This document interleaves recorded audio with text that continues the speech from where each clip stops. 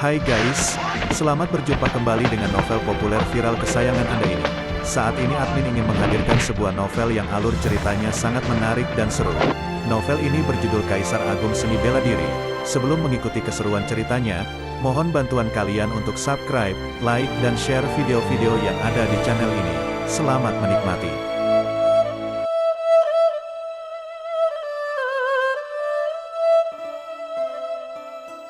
Kaisar Agung Seni Bela Diri, Bab 206, Mendaki ke Puncak. Efeknya ternyata memang tidak mengecewakan ketika formasinya dibentuk dengan menggunakan bendera formasi kuno. Semuanya, aku hanya dapat bertahan kurang dari 1 jam setelah mengaktifkan bendera formasi. Setelah Wei Haoran mengatakan itu, dia pun mulai mengaktifkan teknik formasi dengan kedua tangannya. Luo Xiu memperhatikan Wei Haoran dengan saksama saat dia mengaktifkan teknik formasi. Kemudian, dia menyadari bahwa teknik formasi Wei Haoran memiliki sedikit jejak formasi kuno. Saat berada di alam rahasia misteri, Luo Xiu juga pernah meneliti tentang formasi kuno. Kemudian, ia pun mendapat pemahaman tentang bagaimana memadukan formasi yang berbeda. Oleh karena itu, Luo Xiu juga punya sedikit pemahaman tentang formasi kuno. Wush, pada saat ini, keenam sisi dari bendera formasi kuno telah aktif sepenuhnya, lalu muncul cahaya emas cemerlang yang menyinari seluruh gunung. Tampak sebuah pilar cahaya keemasan menjulang tinggi ke langit dan meluas sampai puncak gunung emas hitam.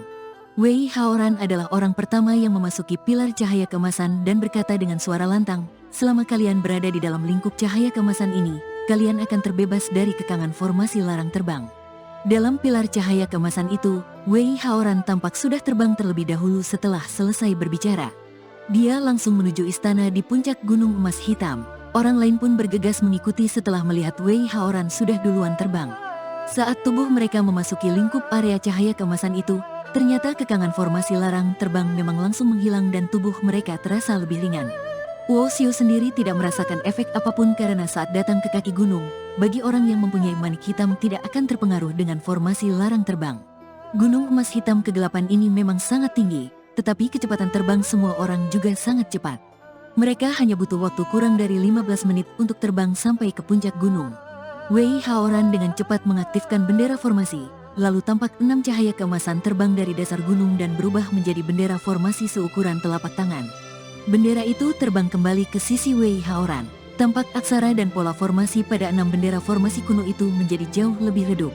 Sepertinya terjadi kerusakan pada bendera formasi kuno saat melawan kekuatan dari formasi larang terbang. Wei Haoran mengelus-elus bendera formasi kuno, kemudian menyimpan kembali bendera yang sudah dia anggap sebagai harta karun itu. Dia berkata, "Aku merugi dalam transaksi bisnis ini. Jika bendera formasi kuno mengalami kerusakan, aku harus menghabiskan banyak uang untuk memperbaikinya." Jangan pura-pura kamu, Wei Haoran. Bendera formasi kuno yang kamu miliki paling hanya bernilai 10.000 batu vitalitas peringkat tinggi. Kami masing-masing memberimu 100.000 batu vitalitas peringkat menengah. Jika dijumlahkan batu vitalitas yang kamu miliki ada 1 juta batu vitalitas peringkat menengah. Kamu jelas-jelas untung banyak, kata penguasa bela diri Yuan Cheng sambil menggerutu. Wei Haoran hanya mendengkus dingin, tetapi tidak mengatakan apapun. Bagi orang yang sangat terobsesi dengan harta seperti dirinya, dia hanya ingin mendapat untung, tetapi tidak ingin mengeluarkan biaya apapun. Oleh karena itu, menyuruh dia mengeluarkan uang sama saja dengan ingin merenggut nyawanya. Semua para penguasa bela diri akhirnya sampai di tempat tujuan mereka setelah melalui berbagai rintangan. Tempat di atas puncak gunung ini tampak terbentang luas. Ada sebuah istana berwarna hitam yang sangat tinggi terletak di hadapan mereka. Istana berwarna hitam itu seperti seekor binatang buas kuno yang sedang menunggu mangsanya.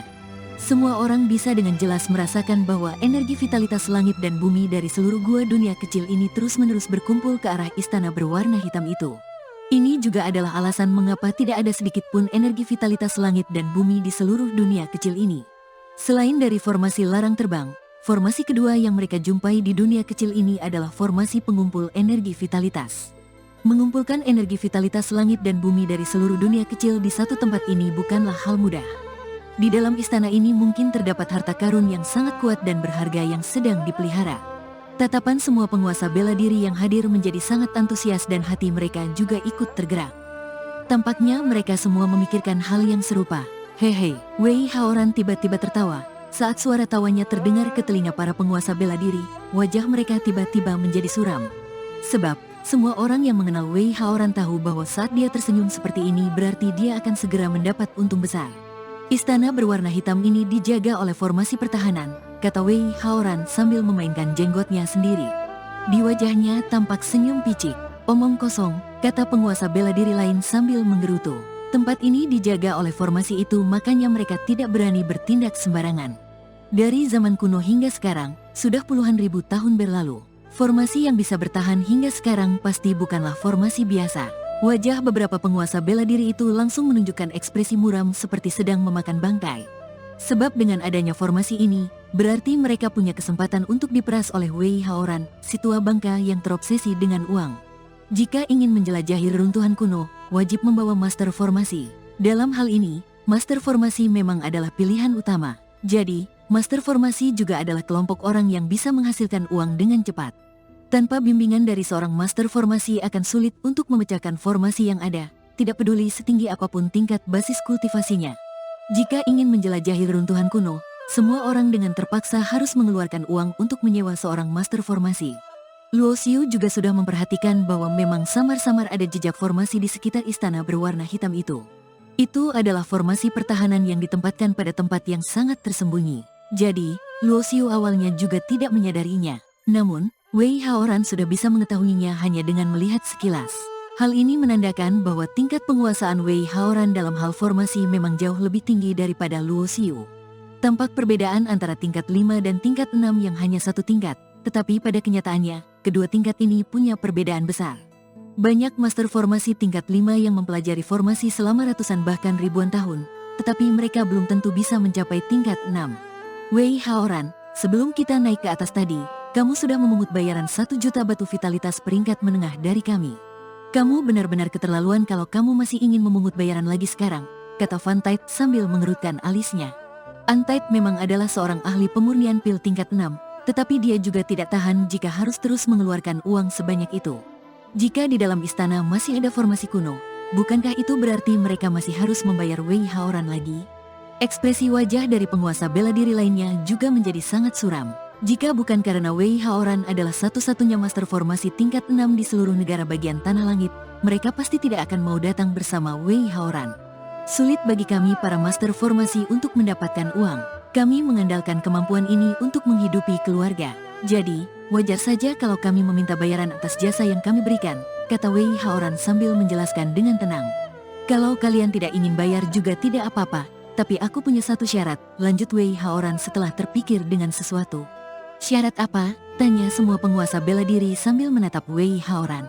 Kalau terdapat harta karun setelah kita memasuki istana ini, kalian harus membiarkan aku memilih terlebih dulu.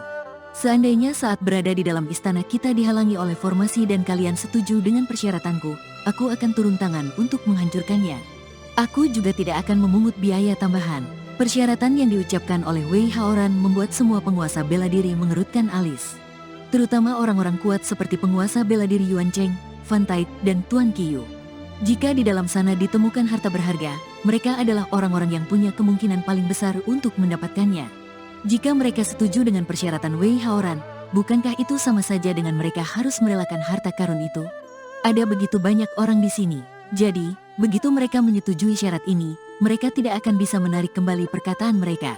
Jika mereka berani mengingkarinya, siapa yang masih berani melakukan kerjasama dengan mereka nantinya? Saat basis kultivasi seseorang memasuki tahap penguasa bela diri, akan sangat sulit bagi mereka untuk mencapai tingkat lebih tinggi hanya dengan mengandalkan kegigihan saja. Oleh karena itu, sesama penguasa bela diri sering melakukan pertukaran barang yang mereka butuhkan. Tentu saja mereka lebih memperhatikan masalah nama baik. Aku tidak bisa menyetujui persyaratanmu, Wei Haoran. Sebutkan saja berapa bayaran yang kamu inginkan untuk menghancurkan semua formasi yang ada di dalam sana, kata penguasa bela diri Yuan Cheng dengan suara yang berat. Penguasa bela diri Yuan Cheng punya kekuatan yang paling kuat di antara mereka semua. Seandainya mereka bisa mendapatkan harta berharga peninggalan dari seorang kaisar bela diri, membayar biaya untuk memecah formasi pada Wei Haoran juga tidak akan terasa berat lagi. Beberapa penguasa bela diri yang kekuatannya lebih lemah sebenarnya tidak keberatan dengan syarat itu karena mereka memang tidak punya niat untuk memperebutkan harta berharga yang ada di sana. Asalkan bisa mendapatkan pengalaman atau peluang kecil saja, mereka sudah merasa cukup puas. Namun, penguasa bela diri Yuan Cheng sudah berkata seperti itu. Jadi, Bagi mereka yang kekuatannya lebih lemah hanya bisa diam saja dan mengikuti perkataannya. Sebutkan berapa bayaran yang kamu inginkan. Fan Tide, Master Hongming, Tuan Qiyu, Ketua Sekte Matahari Hitam, dan yang lainnya pun ikut bersuara. Ini adalah sebuah formasi pertahanan yang beroperasi dengan menggunakan seluruh energi vitalitas langit dan bumi dari dunia kecil ini. Setelah puluhan ribu tahun berlalu, kekuatan formasi ini masih belum melemah. Aku sendiri saja tidak bisa menghancurkannya, tetapi aku bisa menemukan tempat yang paling cocok untuk menghancurkan formasi ini. Jadi, aku akan memungut sedikit biaya tambahan saja. Sambil berbicara, Wei Haoran pun mengulurkan tangannya dan merentangkan 5 jari. 50.000 batu vitalitas peringkat menengah, seru mereka. Selain penguasa bela diri Yuan Cheng dan beberapa orang lainnya, wajah penguasa bela diri lain langsung berubah menjadi suram. Luo Xiu juga ikut tercengang.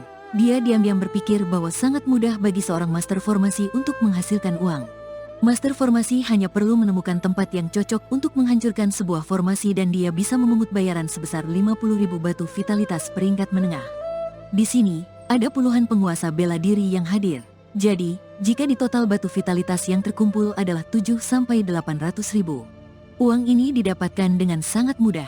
Dalam pikiran Luo Xiu, muncul sebuah peribahasa yang berbunyi makin langka sesuatu maka makin tinggi harganya. Ini juga disebabkan karena master formasi adalah kunci untuk menghancurkan sebuah formasi, terutama master formasi yang menguasai beberapa formasi kuno. Semua penguasa bela diri pun mengeluarkan batu vitalitas peringkat menengah mereka. Wajah Wei Haoran dipenuhi dengan senyuman cemerlang yang membuat semua orang merasa ingin melayangkan beberapa tamparan ke wajahnya.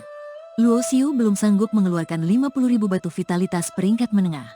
Setelah mengeluarkan sebanyak 200.000 batu vitalitas berturut-turut, Su Jingnian yang merupakan leluhur keluarga Su juga sudah mulai kekurangan uang. Kali ini, Luo Xiu tidak berniat untuk meminta bantuan dari orang lain.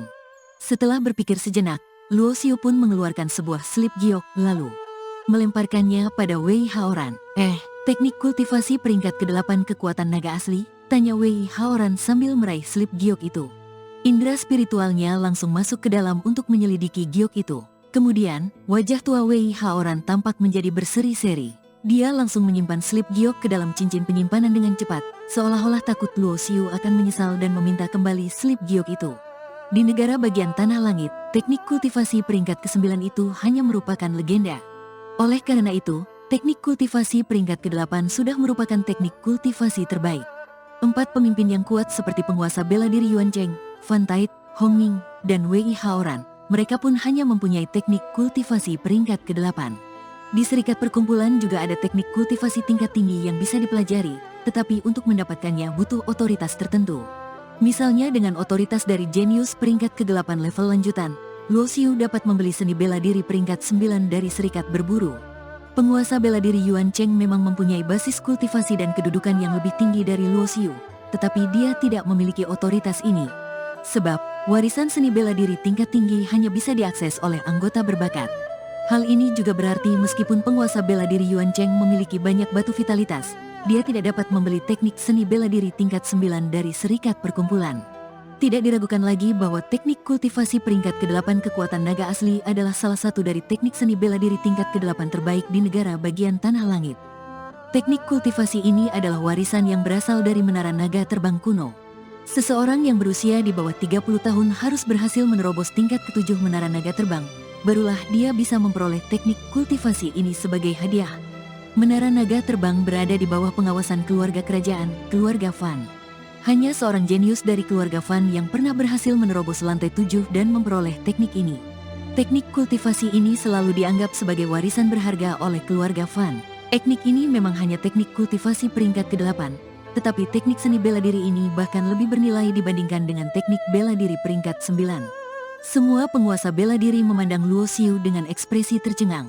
Di benak mereka terlintas satu kalimat, dasar manusia boros. Jika dia menjual teknik kultivasi kekuatan naga asli, dia setidaknya akan mendapatkan 500.000 batu vitalitas peringkat menengah. Mengenai kenapa Luo Xiu bisa mendapatkan teknik kultivasi kekuatan naga asli, para penguasa bela diri tidak merasa terkejut. Sebab, berita bahwa Luo Xiu berhasil menerobos tingkat 7 menara naga terbang sudah tersebar luas. Namun, tidak ada yang menyangka bahwa dia akan memberi harga teknik kultivasi kekuatan naga asli ini hanya senilai 50.000 batu vitalitas peringkat menengah. Dia juga memberikannya kepada Wei Haoran yang sangat terobsesi dengan uang. Wajah Van Tite menjadi sangat suram. Dia bahkan merasa Luo Xiu sengaja melakukan ini. Luo Xiu sengaja mengeluarkan kekuatan naga asli untuk pamer padanya. Di negara bagian tanah langit, hanya keluarga Van yang memiliki teknik kultivasi kekuatan naga asli selama puluhan ribu tahun. Ini terkait dengan fondasi keluarga Van sebagai keluarga kerajaan. Van Tite sebagai pilar penopang utama dari keluarga kerajaan tentu saja tidak akan membiarkan teknik kultivasi ini tersebar keluar. Dia tetap tidak akan membiarkannya, sekalipun teknik ini bukan disebarkan oleh anggota keluarga kerajaan. Van Tite membatin, Wei Haoran yang sangat terobsesi dengan uang ini ternyata punya nyali besar juga.